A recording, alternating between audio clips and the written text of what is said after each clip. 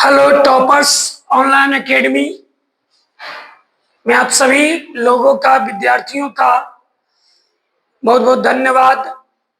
आज हम लोग कल किसी कारण से वीडियो सही ढंग से शूट नहीं हो पाया, टोटल क्वेश्चंस नहीं बता पाए, इसके लिए मैं तहे दिल से माफी मांगता हूं। लेकिन आज कोशिश करूंगा कि पूरे क्वेश्चन को मैं सॉल्व करूं। कल हम लोग देख रहे थे 10 ही क्वेश्चन सॉल्व कर पाए थे। आज सभी क्वेश्चंस हम लोग पूरा करेंगे।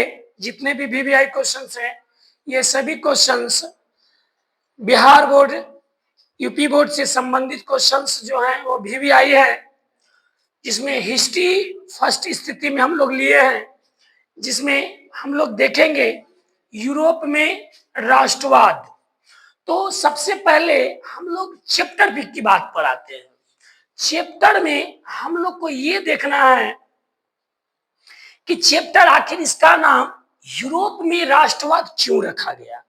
तो सबसे बड़ी बात है कि ये घटना हमारे यूरोप से लिया गया। यूरोप एक महादेश है और इसमें बहुत सारे छोटे छोटे देशों ने आक्रमणकारी किया। एक देश दूसरे देशों पर आक्रमण किया। जैसे मान लिया जाए ये बहुत सारे यूरोप में देश है, तो ये देश इस पर आक्रमण कर दिए, ये इस पर आक्रमण कर दिए, इस देश का सहायता ये किए।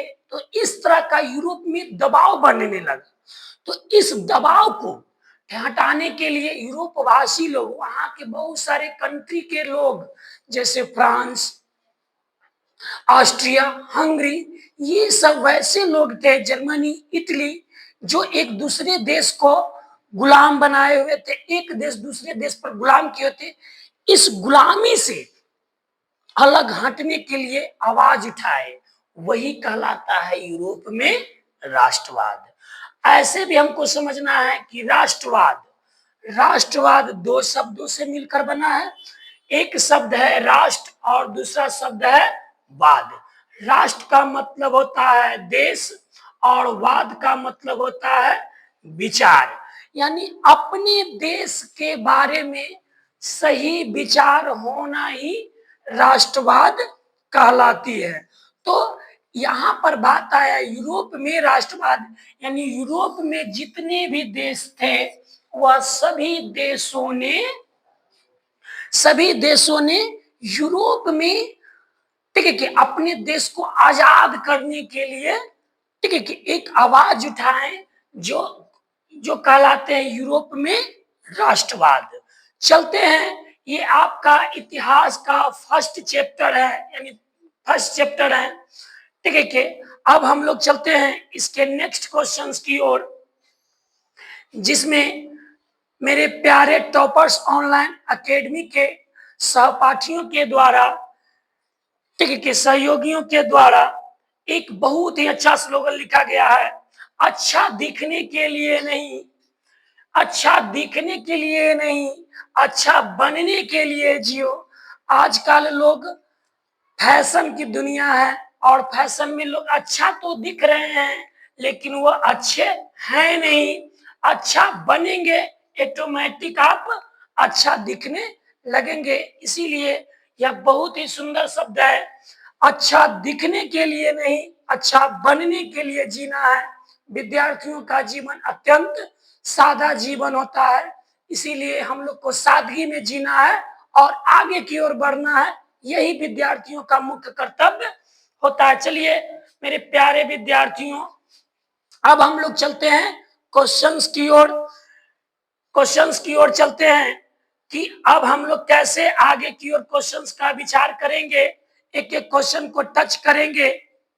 तो हमने ये पहला क्वेश्चन इसका ले लिया है, ठीक है। कि इसमें फर्स्ट क्वेश्चन है मेरे प्यारे विद्यार्थियों, रक्त एवं लौह नीति।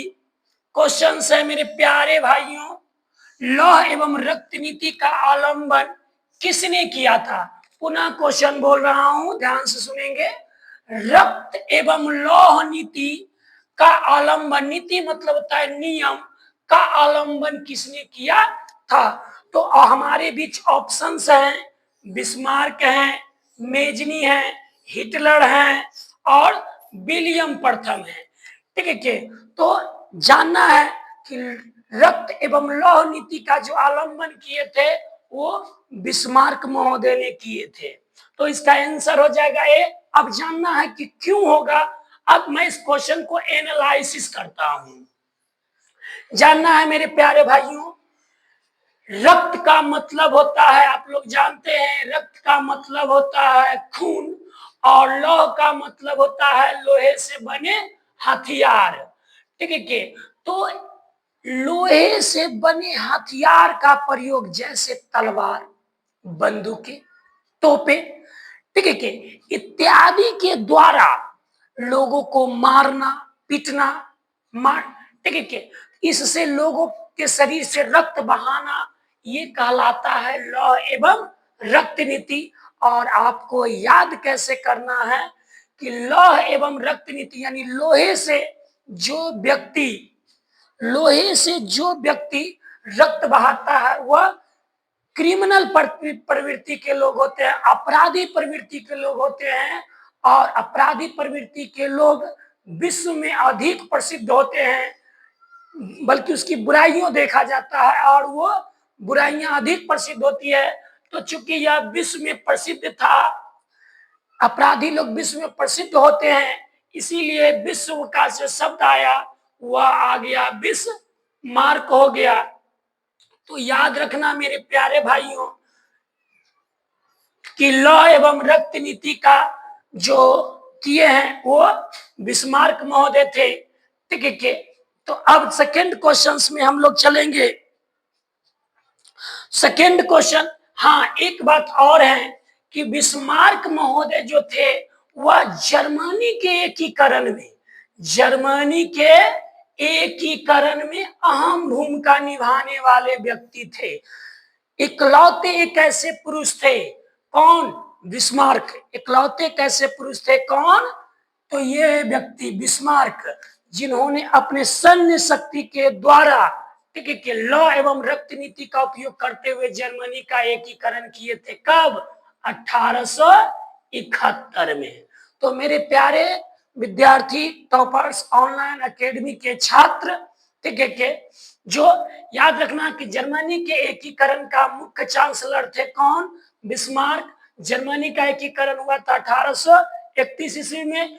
रक्त एवं लौह नीति चलाए थे बिस्मार्क, लौह एवं रक्त नीति चलाए थे बिस्मार्क। तो ऐसी बात नहीं है कि ये मेजनी भी इटली के एकीकरण में थे। तो बहुत सारे क्वेश्चन आते हैं इसी तरह से। अब चलते हैं हम लोग नेक्स्ट क्वेश्चन की ओर। इसमें मेरे प्यारे भाइयों जानना है, ये दूसरा क्वेश्चन है हमारे बीच। दूसरा क्वेश्चन है गैरीवाल्डी पेशे से क्या थे? क्वेश्चन से मेरे प्यारे विद्यार्थियों, गैरीवाल्डी पेशे से क्या थे? तो ये सबसे बड़ी बात जानना है, ये कम सीए का अर्थ होता है कि ये क्वेश्चंस 2012 के कंपार्टमेंटल परीक्षा में पूछा गया है। अगर यहाँ पर ए लिखल रहता तो ये होता है वार्षिक परीक्षा, A4 होता है एनुअल, ए होता है एनुअल जिसको बोलते हैं वार्षिक परीक्षा, और एक होता है सीसी में कंपार्टमेंटल होती है। और कंपार्टमेंटल का मतलब होता है पूर्व परीक्षा। कहने का मतलब परीक्षा में जो लोग पास नहीं करते उनके लिए अलग से एक एक्स्ट्रा परीक्षा होती है, वही कंपार्टमेंटल कहलाती है। और फाइनल जो होता है वो एनुअल होती है। चलिए हम लोग इस पे बात करते हैं कि गैरीवाल्डी पेशे से क्या थे। तो सबको पता होगा कि गैरीवाल्डी एक ऐसे व्यक्ति थे, ठीक है, जिन्होंने इतिहास के अहम भूमिका निभाए थे। अर्थात पहले के लोग, आज से 200 वर्ष पहले के लोग, 200 वर्ष पहले के लोग जो थे वह जो थे वो लोग जो थे वह नाव से ज्यादा यात्रा करते थे। इसीलिए गैरीवाल्डी पेशे से जो थे वह नाविक थे। वैसे भी जानना है सिपाही नहीं थे, ये एक सेनापति के रूप में थे, तो सिपाही नहीं कह सकते हैं, क्योंकि जो लोग महान होते किसान थोड़े होते हैं, जमींदार भी नहीं थे। तो याद रखना कि गैरीवाल्डी पेशे से क्या थे, नाविक थे। तो याद रखना कि गैरीवाल्डी नाविक थे। अब चलते हैं दूसरा क्वेश्चंस की ओर। अगले क्वेश्चंस में है कि जर्मन राइन राज्य का आविष्कार, जर्मन राइन राज्य का निर्माण किसने किया था? तो सबसे पहले मेरे प्यारे टॉपर्स ऑनलाइन एकेडमी के विद्यार्थियों, ठीक है, के मैं बहुत गर्वान्वित महसूस कर रहा हूं कि आप जैसे सुसंगठित विद्यार्थी मिल करके देख रहे हैं, ठीक है के। अब चलते क्वेश्चंस की ओर। तो जर्मन राइन राज्य का निर्माण किसने किया था? तो इसका ऑप्शन है लुई 18वां, नेपोलियन बोनापार्ट, नेपोलियन थ्री और बिस्मार्क। तो याद रखना कि जर्मन राइन राज्य का निर्माण किए थे नेपोलियन बोनापार्ट। नेपोलियन बोनापार्ट कब किए थे? 1806 ईस्वी में। वैसे भी नेपोलियन बोनापार्ट को, ठीक है, फ्रांस की राज्य क्रांति कहा जाता है। योगदान में फ्रांस की राज्य क्रांति जो हुई थी वह हुई थी 1789 ईस्वी में हुई थी, जिसका मुख्य योगदान, और ये चला था 1814 ईस्वी तक। कहीं ये चूंकि जून महीने में था, जून महीने में था, 28 जून को ये घटनाएं गद्दी पर बैठे थे नेपोलियन बोनापार्ट, जो फ्रांस की क्रांति में अहम भूमिका, सबसे ज्यादा फ्रांस की राज्य क्रांति में अगर किन्हीं व्यक्ति का भूमिका है तो वह है नेपोलियन बोनापार्ट का, जिन्होंने फ्रांस की गद्दी पर 1789 ईस्वी से लेकर के 1814 ईस्वी तक कायम रहे। इसके बाद बर्बो राजवंश का शासन आया और मेटरनिक ने इसके साम्राज्य को तहस नहस कर दिया। तो याद रखना कि जर्मन राइन राज्य का निर्माण किसने किया था? तो ये हो जाएंगे कौन? Napoleon Bonaparte. कब पूछेगा कि कब हुआ? तो वो है 1806 ईस्वी को। अब हम लोग चलते हैं नेक्स्ट क्वेश्चंस की ओर। मेरे प्यारे विद्यार्थियों, टॉपर्स ऑनलाइन एकेडमी के जितने भी छात्र हैं, आप लोगों से नम्र निवेदन करते हैं कि आप लोग अपने के साथ साथ वीर वही होते हैं जो खुद अकेला नहीं बढ़ते बल्कि झुंड को लेकर के बढ़ते हैं, और सहनशाह वही कहलाते हैं जिसके पीछे झुंड होती है। अतः मैं चाहता हूं कि सभी लोग मिल करके इस टॉपर्स ऑनलाइन एकेडमी को आगे बढ़ाएं, ताकि आपका और आपके माता पिता का आशीर्वाद मुझे और भी मिलते रहे और मैं आगे की ओर बढ़ते रहूं। और YouTube पर जो देख रहे हैं वो किसी तरह का पैसा नहीं लगता है, ठीक है, किसी प्रकार का फी नहीं है।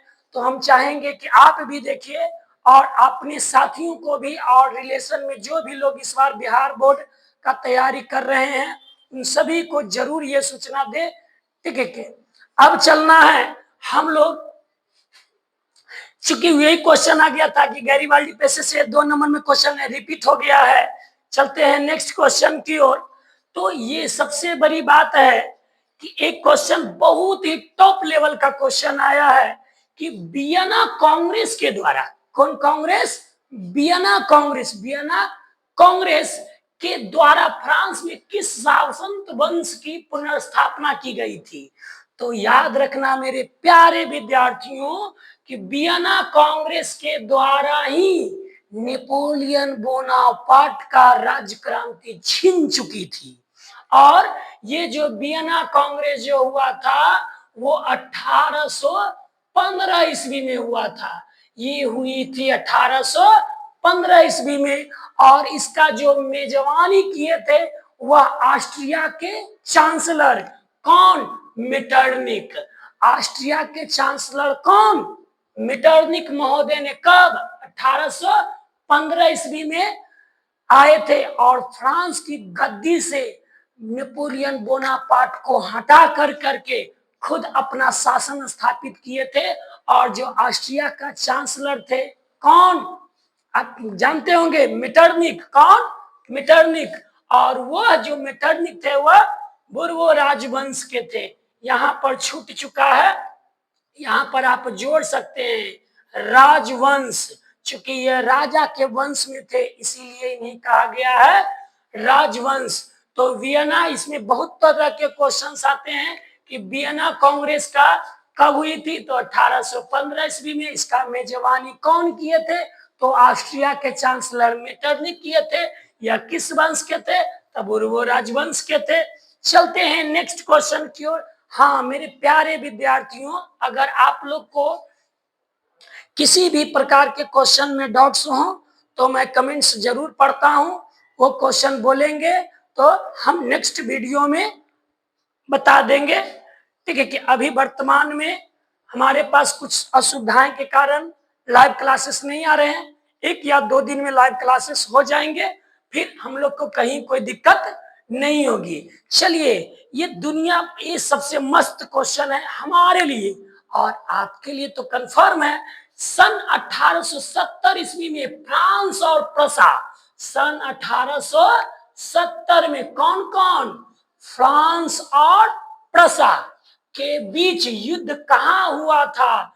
तो सबसे याद रखना कि ये जब भी लड़ाई होती है तो 2 देशों के बीच होती है। तो इसमें कौन कौन देश है, फ्रांस और प्रसा है, फ्रांस और प्रसा है। और फ्रांस और प्रसा के बीच जो युद्ध हुआ था वह हुआ था सेडान का युद्ध। कौन सा युद्ध, सेडान का युद्ध। कब हुआ था, 1870 में। किसके किसके बीच हुआ था, फ्रांस और प्रसा के बीच। इसमें जीते कौन थे, प्रसा विजेता हुआ था। पराजय किसकी हार हुई थी, फ्रांस की। तो फ्रांस की हार हुई और प्रसा की विजय हुई और दोनों के बीच युद्ध हुआ था, वह था सेडान का युद्ध। तो याद रखना मेरे प्यारे विद्यार्थियों कि 1870 ईस्वी में फ्रांस और प्रसा के बीच जो युद्ध हुआ था वह सेडान का युद्ध कहलाता है। और ये हुई थी 1870 में। इसका विजेता रहा था प्रसा और हार हुई थी फ्रांस की। चलते हैं मेरे प्यारे विद्यार्थियों अगले क्वेश्चंस में। तो यहां पर एक युद्ध है, नेक्स्ट क्वेश्चन है, टीपू सुल्तान शासक थे।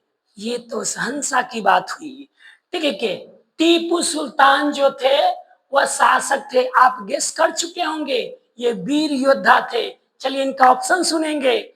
तो एक है मैसूर, दूसरा है शिमला, तीसरा है कश्मीर और इनमें से कोई नहीं। तो टीपू सुल्तान जो शासक थे वह थे मैसूर के शासक थे। कहां के शासक थे, मैसूर के शासक थे। तो याद रखना टीपू सुल्तान मैसूर के शासक थे। चलते हैं नेक्स्ट वीडियो की ओर। नेक्स्ट क्वेश्चंस में हम लोग के बीच है ये क्वेश्चंस। चलिए, यंग यूरोप का संस्थापक कौन थे, मेरे प्यारे। अब हमें देखना यह है, नेक्स्ट क्वेश्चंस देखना है, यंग यूरोप का संस्थापक कौन थे। तो यहां याद रखना मेरे प्यारे विद्यार्थी कि यंग करके 2 क्वेश्चंस पूछे जाते हैं। यंग एक इटली है। क्वेश्चंस कभी कभी हम लोग को उलझाने में देता है। ठीक है कि यंग इटली और यंग यूरोप, एक कहानी, छोटी सी कहानी है। इसका संबंध एक व्यक्ति थे जो पूरे इटली के एकीकरण में अहम भूमिका निभाए थे, जिसका नाम था जोसेफ मेजनी। कौन मेजनी मेरे प्यारे विद्यार्थियों, जोसेफ मेजनी। वह इटली का एकीकरण करना चाहते थे। उसे न्योता दिया गया कि आइए, ठीक है कि और इटली का एकीकरण कीजिए। और उन्होंने जोसेफ मेजनी ने इटली के एकीकरण में आए और 1820 ईस्वी में एक दल बनाए जिसका नाम था कार्बोनारी दल। यह एक छापामारी युद्ध था और इन्होंने एक सोचे कि इटली का एकीकरण अकेला नहीं होगा। ठीक है कि इसके लिए हमें पूरे यूरोप को एकीकरण करना है। और इसके लिए उन्होंने यंग इटली जो बनाए वो 1831 में बनाए और यंग यूरोप बनाए 1833 34 में बनाए। लेकिन वो पहले तो पहले एक दल बनाए थे कि लोग हमारे पीछे इकट्ठा होंगे, और जब लोग इकट्ठा होंगे तो इस दल का नाम रखा गया कार्बोनारी दल। कार्बोनारी दल रखा गया, और ये हुआ था 1820 में। ये दल बहुत सक्सेस रहा, यानी इसे प्रेरणा मिली किन्हें? मेजनी साहब को। कौन मेजनी? जोसेफ मेजनी को अत्यधिक प्रेरणा हुई, और वो सोचा कि अब तो मैं इटली का एकीकरण करके ही छोड़ूंगा। तो सोचे कि युवाओं को इकट्ठा करता हूं, और युवा का अंग्रेजी होता है यंग। इसीलिए उन्होंने जो भी काम करते थे वो यंग के नाम से चलते थे। तो पहला सोचे कि यंग इटली बनाना, क्योंकि मुझे तो इटली का एकीकरण करना है ना।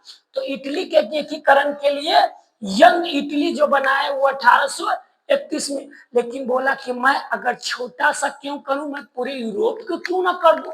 तो 3 साल के बाद, यानी 1831 के 3 साल के बाद 1834 ईस्वी में वह फिर से यंग यूरोप नामक संस्था बनाए। तो यहाँ क्वेश्चन है मेरे प्यारे विद्यार्थियों कि यंग यूरोप का संस्थापक कौन थे? ऑप्शन में है मेजनी, गैरिबाल्डी, विक्टर एमेनुअल और मुसोलिनी। तो यंग यूरोप के जो संस्थापक थे वो कौन थे? वह थे हमारे मेजनी साहब। कौन साहब? मेजनी साहब। इनसे 3-4 क्वेश्चन आते हैं। पहला क्वेश्चन इसमें आएंगे कि कार्बोनारी दल किसने बनाए? तो मेजनी ने। कब बनाए? 1820 में। ठीक है। यंग इटली किसने बनाए? तो मेजनी ने। कब बनाए? 1831 ईस्वी में। इसके बाद यंग यूरोप किसने बनाए? संस्थापक किसने किए? मेजनी ने। कब किए? 1834 ईस्वी में। तो 3 क्वेश्चन बिहार बोर्ड और यूपी बोर्ड वाले विद्यार्थियों के लिए रामबाण होती है। तो याद रखना, 1820 ईस्वी में कार्बोनारी दल कौन? मेजनी। 1831 ईस्वी में यंग इटली कौन? मेजनी। 1834 ईस्वी में यंग यूरोप कौन? मेजनी। तो ये तीनों क्वेश्चन बिहार बोर्ड के लिए रीढ़ की हड्डी मानी जाती है। अब चलना है हमें नेक्स्ट क्वेश्चंस की ओर। मेरे प्यारे विद्यार्थियों, मेरे प्यारे विद्यार्थियों, जीत उन्हीं की होती है जिसे समाज ने बहुत ऊंचा देखा है, समाज में अच्छी सोच के लिए देखा है। अब हमें जीवन में एक कठिनाई हमें सोचना है, एक अच्छी सोच लाना है कि जेब में गांधी हो या ना हो, दिलों में आंधी जरूर होनी चाहिए। ठीक है। और ये हमें एक अच्छे विद्यार्थियों ने समझाए, और आपका सहयोग है कि मैं जरूर इस कामयाब में हमने आप भी, हम आपके साथ आगे बढ़ेंगे।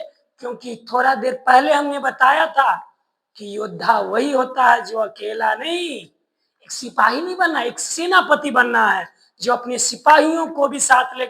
मान लो मैं हूं सेनापति, आप हैं हमारे सिपाही। तो हम लोगों को एक अच्छी सोच के साथ और लेकर के चलना है टॉपर्स ऑनलाइन एकेडमी की ओर। तो चलते हैं। देखिए, आपका किस्मत ने आपका साथ दिया, तो आपका किस्मत ने साथ दिया। ये क्वेश्चन है आपके बीच, ये क्वेश्चन है आपके बीच। अभी जस्ट हमने बताया था यंग इटली, तो जानते हैं कौन? Joseph Mazzini. कब? 1831 ईस्वी में। तो आप हमसे भी आगे एक कदम निकल चुके हैं। वैसे भी ऑप्शन सुन लीजिए, सुनने में कहा जाता है। एक है मेजनी, गैरिबाल्डी, विक्टर एमेनुअल और मुसोलिनी। ये चारों योद्धा थे, ये चारों अपने आप में योद्धा थे। लेकिन यंग इटली में सबसे बड़ा योद्धा जोसेफ मेजनी जी कहीं ना कहीं 1831 में। चलिए मेरे प्यारे विद्यार्थियों, अगले क्वेश्चंस की ओर। तो ये है एक क्वेश्चंस। चलिए, काउंट काबूर को विक्टर एमेनुअल ने किस पद पर नियुक्त किया? ये हो अब जानो, कोई कांट काबूल के केकरो नियुक्त करते तो सेनापति बनते, एकरा में बड़का पोस्ट नहीं लेते। आ कोई देश के बड़का पोस्ट कौची होब है, प्रधानमंत्री होब है। सेनापति के बनते, गोलिया उलिया लग जीती, गड़बड़ाइए जीती। राजदूत तो राजा हले, राजा थोड़े हले जे केकरो नियुक्त करते, कि राजा होती ना तो काहे लगी विक्टर एमेनुअल के बोले थी ना। तो याद रखना, ना तो सेनापति है ना फ्रांस के राजदूत है, तो बड़का पोस्ट कहलखिन काउंट काबूर, कहलखिन ना विक्टर एमेनुअल के। क्या बोले काउंट काबूर विक्टर एमेनुअल को, हमको प्रधानमंत्री का पद देंगे तब हम आपके लिए पूरे इटली का एकीकरण कर देंगे। अब एगो बात है, इटली के एकीकरण में अकेला व्यक्ति नहीं थे। इटली के एकीकरण में 3 व्यक्तियों का अहम योगदान था, और वह तीनों व्यक्ति हैं। पहला है मेजनी, पहला है मेजनी, और दूसरा है काउंट कापूर, और तीसरा है गैरी। ठीक है, तो याद रखना मेरे प्यारे विद्यार्थियों कि विक्टर एमेनुअल ने, ठीक है, कि काउंट काबूर को कहां पर नियुक्त किया था, तो प्रधानमंत्री के पद पर नियुक्त किए थे। तो 3 व्यक्तियों का इसमें योगदान है इटली के एकीकरण में। अब जानना है हमें अगले क्वेश्चंस में, वियना कांग्रेस। अब इस क्वेश्चन का थोड़ा देर पहले हमने जिक्र किया था मेरे प्यारे विद्यार्थियों, मेरे प्यारे विद्यार्थियों कि वियना कांग्रेस, वियना कांग्रेस कब हुआ था। तो वियना कांग्रेस, इसका ऑप्शन सुनेंगे 1815 ईस्वी, 1818 ईस्वी, 1820 ईस्वी, 1848 ईस्वी में। तो वियना कांग्रेस हुआ, वियना कांग्रेस जो हुआ था वह नेपोलियन बोनापार्ट के हारने के बाद हुई थी। तो नेपोलियन बोनापार्ट कहीं ना हारे हैं, 1814 में। तो 6 महीना के 1 साल के बाद होले 1815 में। इसका मेजबानी कौन किए थे, मेटरनिक।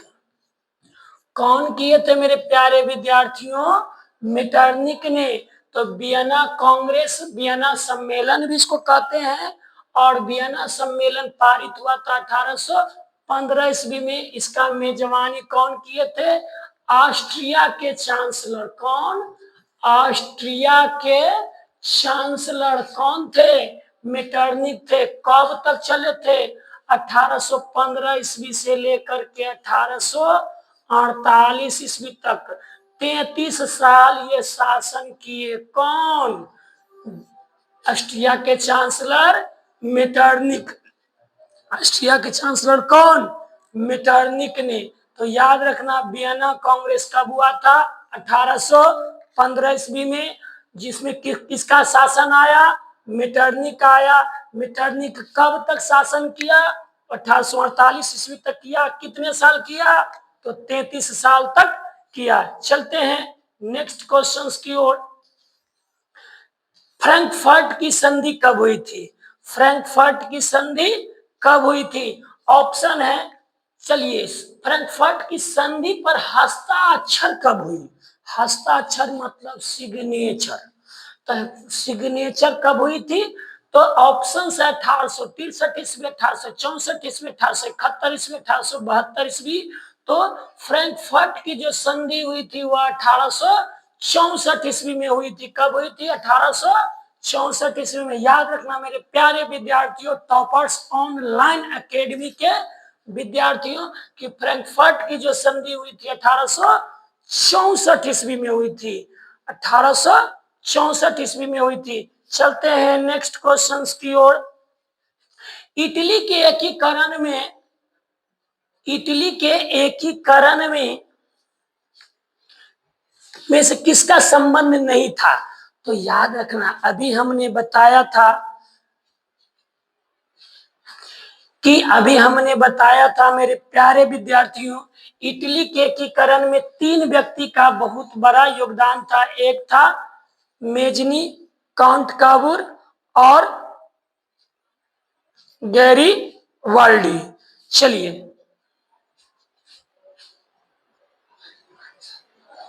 फ्रैंकफर्ट वाला, चलिए ठीक, गलती। मेरे प्यारे विद्यार्थियों,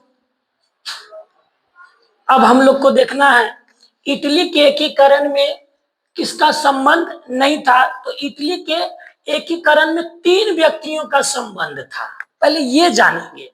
इसमें 2 तरह से क्वेश्चन पूछेंगे कि इटली के एकीकरण में किसका योगदान था। तो अकेला नहीं, 3 व्यक्ति का था। मेजनी का सबसे ज्यादा, फिर काउंट कावूर का भी, और गेरी वाल्डी का। लेकिन यहाँ क्वेश्चन क्या है, किसका संबंध नहीं था। तो इसमें किसका नहीं था, बिस्मार्क का। बिस्मार्क का संबंध किसमें है, जर्मनी में। तो ये साहब के जर्मनी के, तीनों साहब के इटली के। तो इटली के एकीकरण में कौन सा देश, कौन सा लोग नहीं थे, तो बिस्मार्क। अभी हमने एक चीज थोड़ा सा माइंड मिस्टेक्स हो गई, क्योंकि गलती तो इंसानों से ही होती है ना। तो याद रखना मेरे प्यारे विद्यार्थियों, गलती हमेशा एक अच्छे इंसान से ही होती है। एक क्वेश्चन था कि फ्रैंकफर्ट की संधि था, ठीक है, कि अभी गलती से बोला गया था, माइंड मिस्टेक्स होती हैं, क्योंकि पढ़ने वाले व्यक्ति को ही माइंड मिस्टेक होती है। कहा जाता है कि जो पढ़ेंगे वही आगे बढ़ेंगे, और जो पढ़ेंगे उनसे गलतियां होंगी ही। तो हमेशा गलती को स्वीकारना है और आगे की ओर बढ़ना है। तो गलतियां क्या हुई हमसे वो बताते हैं। फ्रैंकफर्ट की जो संधि हुई थी वह अभी हमने बोला 1864 में हुई थी। ये माइंड मिस्टेक हो गया था, ये नहीं होगा, ये होगा 1871 में। और ये जो हुई थी वह 10 मई 1871, 10 मई 1871 ईस्वी को हुई थी। कौन, फ्रैंकफर्ट की संधि हुई थी, और इस पर हस्ताक्षर हुआ था। तो याद रखना कि 1864 नहीं होगा, बल्कि 1831 होगी, 71 होंगे, क्योंकि गलतियां मनुष्य से होती हैं, लेकिन सुधारता भी तो मनुष्य है। इसीलिए एक अच्छा विद्यार्थी वही है जो गलती करते हैं और उस गलती को सुधारते हैं। चलिए हमारे प्यारे विद्यार्थियों, नेक्स्ट क्वेश्चन चलते हैं। ये तो हमने देख लिया। नेक्स्ट क्वेश्चन है, अभी हमने इसका चर्चा किया था कि जर्मनी के एकीकरण का प्रमुख वास्तुकार कौन थे। देखिए सर, इटली के एकीकरण में 3 हीरो, जर्मनी के एकीकरण में 1 हीरो। तो इटली में 3 गो, इटली में 3 गो नम्मा से कैसे पकड़बो, जैसे इटली, तो पहले इटली हुआ था एकीकरण, उसके बाद जर्मनी होले है। तो एकरा में 3 गो हुआ था, एक था मेजनी, एक था काउंट काबूर थे, एक थे गैरी वाल्डी। कौन थे, गैरी वाल्डी। तो इटली के एकीकरण में 3 व्यक्ति, कौन कौन, मेजनी थे, काउंट काबूर थे, गैरी वाल्डी थे। लेकिन इसमें जर्मनी के एकीकरण में बिस्मार्क थे। इसका ऑप्शन है मेजनी, नहीं होगा, इटली में थे। गैरीबाल्डी इटली में थे। लेनिन, खैरी तो मस्तमौला व्यक्ति हैं, तो मस्तमौला व्यक्ति हैं। अब हमें जानना है कि इटली के एकीकरण में सबसे अहम भूमिका व्यक्ति का था, तो वह बिस्मार्क का है। तो हम लोग ध्यान देंगे कि जर्मनी के एकीकरण में बिस्मार्क ने इकलौता पुरुष ऐसे थे जो जर्मनी का एकीकरण को पूर्ण किए थे। अब हम लोग चलेंगे विद्यार्थी लोग अगले क्वेश्चंस में। अगला क्वेश्चन है हमारे बीच, 1871 में कौन सी संधि हुई थी। इसके ऑप्शंस हैं फ्रैंकफर्ट की संधि, पेरिस की संधि, वियना कांग्रेस, और इनमें से कोई नहीं। तो 1831 ईस्वी में जो संधि हुई थी वह हुई थी फ्रैंकफर्ट की संधि, और इस फ्रैंकफर्ट की संधि के द्वारा ही जर्मनी का एकीकरण पूर्ण हुआ था। तो हम लोग याद रखेंगे 1871 में हुई थी फ्रैंकफर्ट की संधि। नेक्स्ट क्वेश्चन की ओर चलते हैं, ठीक है क्या। लेकिन नेक्स्ट क्वेश्चन में हम लोग के बीच क्वेश्चन है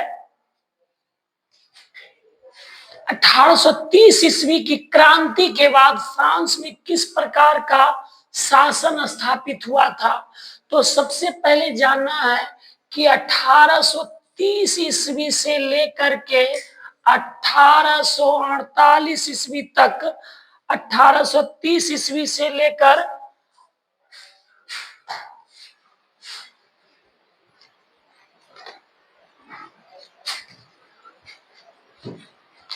प्यारे विद्यार्थियों,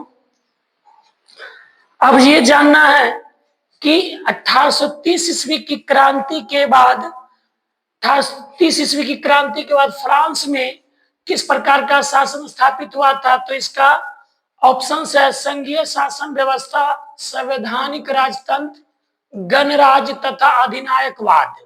तो याद रखना मेरे प्यारे विद्यार्थियों कि 1830 ईस्वी से लेकर के 1848 ईस्वी तक फ्रांस में शासन व्यवस्था बना था लुई फिलिप का। किसका मेरे प्यारे विद्यार्थियों?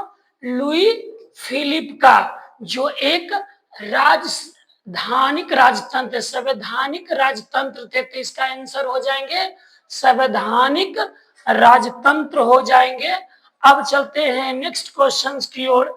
तो सबसे पहले अब ध्यान देना है नेक्स्ट क्वेश्चन की ओर कि जर्मनी के एकीकरण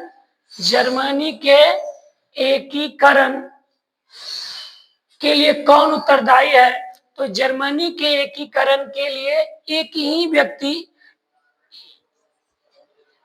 उत्तरदायी हो सकते हैं। एक है इटली के लिए, अगर पूछेंगे तो इटली के लिए 3 व्यक्ति जाने जाएंगे। इटली के एकीकरण के लिए 3 व्यक्ति हैं, जिसमें पहला है मेजनी, पहला स्थान जाता है मेजनी का, उसके बाद होता है गैरी वाल्डी का, और तीसरा स्थान होता है काउंट काबुल का। तो इटली के एकीकरण में 3 व्यक्ति कौन कौन? दोनों क्वेश्चन इंपोर्टेंट होते हैं बिहार बोर्ड और यूपी बोर्ड वाले के लिए। तो जर्मनी के एकीकरण पूछेगा और इटली के एकीकरण पूछेगा। तो इटली के एकीकरण में 3 व्यक्ति कौन कौन? मेजनी, गैरीबाल्डी और काउंट काबुल। और लेकिन जर्मनी में पूछे तो जर्मनी में एक व्यक्ति ही है, जो है वह कौन है? बिस्मार्क है। तो जर्मनी के एकीकरण में सबसे अहम भूमिका वाले व्यक्ति हैं, तो वह व्यक्ति हैं बिस्मार्क। चलते हैं नेक्स्ट क्वेश्चन की ओर। हमारा नेक्स्ट क्वेश्चन है, ये सेम क्वेश्चन उतर गया है। तो ये अपनी बताइए दिए थे कि जर्मनी के एकीकरण में बिस्मार्क व्यक्ति थे। चलते हैं नेक्स्ट क्वेश्चन की ओर। तो नेक्स्ट क्वेश्चन हमारे बीच है कि इटली के एकीकरण में, अभी हमने बताया कि इटली के एकीकरण में 3 व्यक्ति हैं। इटली के एकीकरण में 3 व्यक्ति कौन कौन? मेजनी, गैरीबाल्डी और काउंट काबुल। चूंकि यह तीनों है इसीलिए इसका ऑप्शन हो जाएंगे इनमें से सभी हो जाएंगे। इटली में 3, जर्मनी में 1। अब चलते हैं नेक्स्ट क्वेश्चन की ओर। हमारे बीच क्वेश्चन है जिनेवा संधि कब हुई थी? तो जिनेवा संधि कब हुई थी? ये वियतनाम में है। जिनेवा वियतनाम के लिए ही किया गया था। तो जिनेवा समझौता जो हुआ था वह वियतनामियों के युद्ध से बचाने के लिए किया गया था, और ये हुआ था 1854 ईस्वी में। तो ये बहुत इंपॉर्टेंट क्वेश्चन है, इसको मोस्ट वीवीआई भी कह सकते हैं। तो जिनेवा संधि हुई थी 1954 ईस्वी में। नेक्स्ट क्वेश्चन है मेरे प्यारे टॉपर्स एकेडमी ऑनलाइन के छात्र लोग, कहा जाता है कि मान लिया जाए तो जिंदगी में हर दिन मौज है, वरना समस्या ही प्रतिदिन है। यानी ऐसे कहा जा सकता है कि मान लिया जाए तो जीवन में मौज है, नहीं तो समस्याएं रोज हैं। बस मुझे एक ही ओर चलना है, 450 नंबर की ओर चलना है।